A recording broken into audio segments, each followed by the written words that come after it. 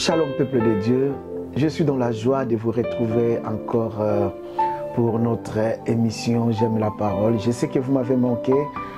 Il y a 2 semaines, je n'étais pas là et on a eu un peu de quelques soucis pour passer des émissions, mais gloire à Dieu, nous sommes libérés pour être encore avec vous. Nous allons prier. Seigneur, merci pour ton amour.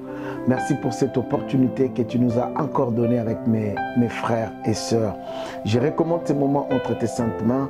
Viens nous aider. Au nom de Jésus, j'ai ainsi prié. Amen. Alors, bien-aimés, dans cette partie, j'aimerais prendre quelques émissions, parler avec vous sur les béatitudes. Alors, lisons la parole de Dieu dans le livre de Matthieu, chapitre 5. Nous sommes dans le livre de Matthieu, chapitre 5. Je commence par le verset 1. La Bible dit: voyant la foule, Jésus monta sur la montagne et après qu'il se fut assis, ses disciples s'approchèrent de lui, puis ayant ouvert la bouche et il les enseigna et dit: heureux les pauvres en esprit, car le royaume des cieux est à eux. Heureux les affligés, car ils seront consolés. Heureux les débonnaires, car ils hériteront la terre. Heureux ceux qui ont faim et soif de la justice, car ils seront rassasiés. Heureux les miséricordieux, car ils obtiendront miséricorde. Heureux ceux qui ont le cœur pur, car ils verront Dieu. Heureux ceux qui procurent la paix, car ils seront appelés fils de Dieu. Heureux ceux qui sont persécutés pour la justice, car le royaume des cieux est à eux. Verset 11. Heureux serez-vous lorsqu'on vous outragera, qu'on vous persécutera et qu'on dira faussement de vous toutes sortes de mal à cause de moi. Réjouissez-vous et soyez dans l'allégresse, parce que votre récompense sera grande dans les cieux, car c'est ainsi qu'on a persécuté les prophètes qui ont été avant nous. Je lis dans les livres de Matthieu chapitre 5. Ici, les béatitudes, bien aimés dans le Seigneur, béatitude veut dire simplement bonheur. Le béatitude, bien aimé dans le Seigneur, c'est juste un état de satisfaction parfaite de quelqu'un. On parle de béatitude. Et béatitude, bien aimé dans le Seigneur, c'est aussi synonyme de la joie, de la satisfaction, du bonheur, du bien-être, des ravissements, des contentements. C'est ça la définition de béatitude. Alors pourquoi Jésus monte dans la montagne pour enseigner à la foule les béatitudes? Et bien aimé, vous allez voir ici, Jésus parle des heureux, il parle des heureux. Alors je préfère prendre quelques émissions avec vous pour essayer un peu de décortiquer le heureux de Jésus. Pourquoi il dit heureux? Pourquoi il commence par heureux? Pourquoi il nous parle de heureux? Il dit la joie à celui qui fait ça, à celui qui est comme ça, à celui qui est comme ça. Mais parlons d'abord de la première chose, bien aimé dans le Seigneur. Jésus dit: heureux les pauvres en esprit, car le royaume des cieux est à eux. Heureux le pauvre en esprit, car le royaume des cieux est à eux. Il ne nous parle pas de pauvres physiques, de pauvres bien-aimés qui manquent à manger, qui manquent de vêtements, mais il parle des pauvres en esprit. Souvent, bien-aimés dans le Seigneur, lorsqu'on nous parle de la pauvreté, nous voyons seulement les manques. Or que bien-aimé, celui qui est pauvre en esprit, il est plus qu'un pauvre qui est physique. Parce que dans l'homme, c'est l'esprit. Et Jésus dit bienheureux à celui qui est pauvre en esprit. Et il continue en disant: car le royaume des cieux est à eux. Mais comment quelqu'un qui est pauvre, Jésus peut dire bienheureux, heureux, la joie, le contentement, la satisfaction à celui-là qui est pauvre en esprit, et le royaume des cieux lui appartient? Qu'est-ce que Jésus veut dire par là? Qu'est-ce que Jésus veut exprimer réellement? Alors, bien aimé dans le Seigneur, décortiquons un peu. Les pauvres en esprit, premièrement, c'est ceux qui ont toujours soif de Dieu.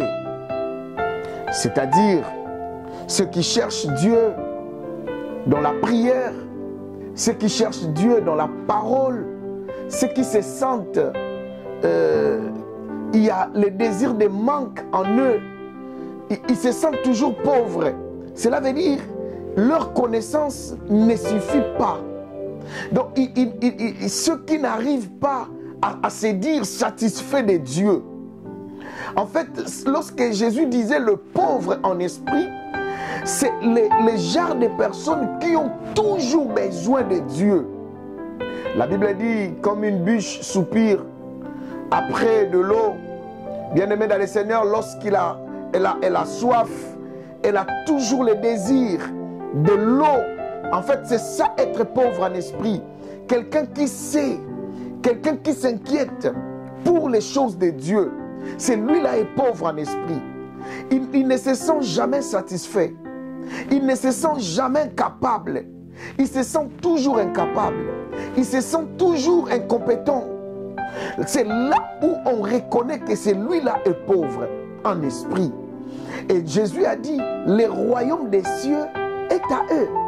Cela veut dire, lorsque quelqu'un sera toujours attaché son cœur à la recherche de Dieu, montrera toujours le désir d'avancer, le désir de voir Dieu, le désir de chercher Dieu dans la prière, dans des prédications, dans des jeûnes, en lisant la parole.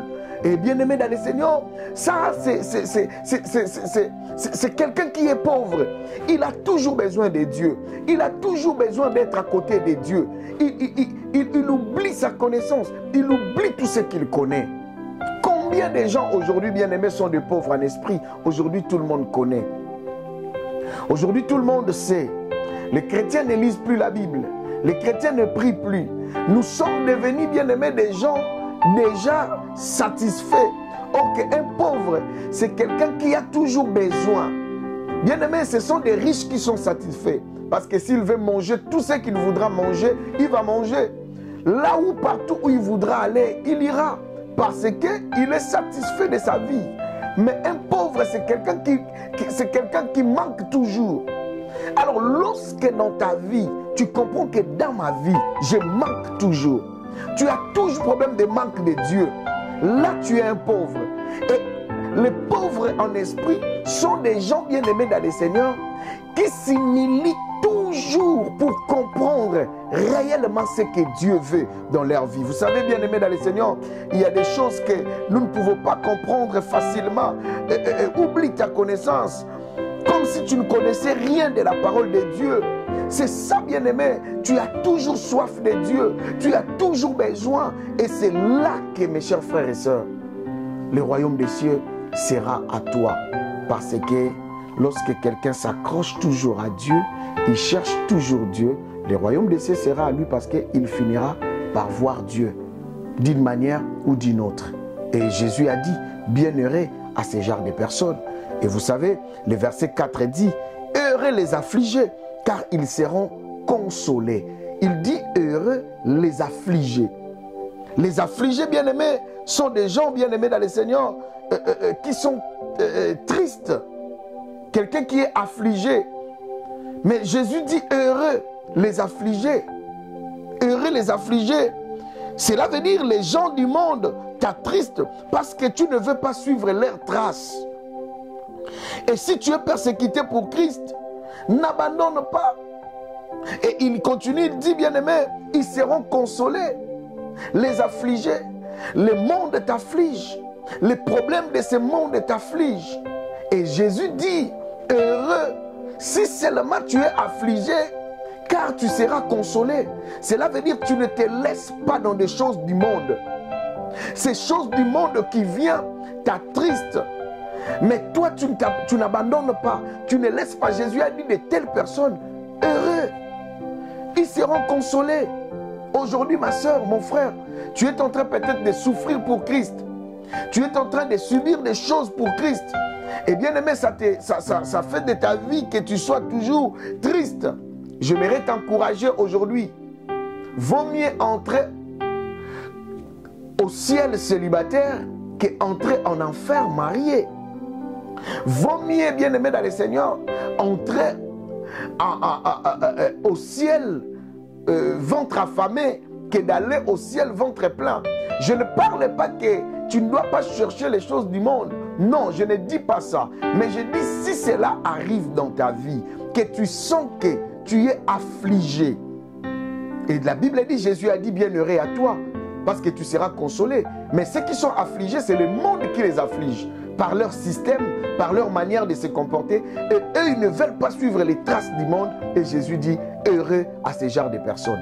Si tu es en train de me suivre aujourd'hui et que tu es affligé par les choses du monde, par les mondes, par ton entourage, et tu ne sais pas comment faire, Jésus a dit, bienheureux. Tôt ou tard, tu seras consolé. Et cette consolation ne sera pas seulement au ciel. Dieu te visitera, premièrement, pour que tu bénéficies d'une bonne vie ici sur cette terre.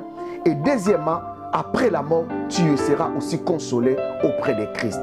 Que Dieu vous bénisse, bien-aimés dans le Seigneur. Vous êtes heureux si vous êtes affligé par le monde et vous êtes heureux si vous êtes pauvre en esprit. Que Dieu vous bénisse. Je vais prier pour vous. Seigneur, merci pour ton amour et pour ta faveur. Merci pour ces moments que nous avons passés ensemble avec mes bien-aimés. Bénis mes frères et sœurs et aide-nous, Seigneur, à s'accrocher à ta parole et à les comprendre. Au nom de Jésus, j'ai ainsi prié. Nous disons Amen. Que Dieu vous bénisse, bien-aimés dans le Seigneur. À la prochaine émission. Au revoir.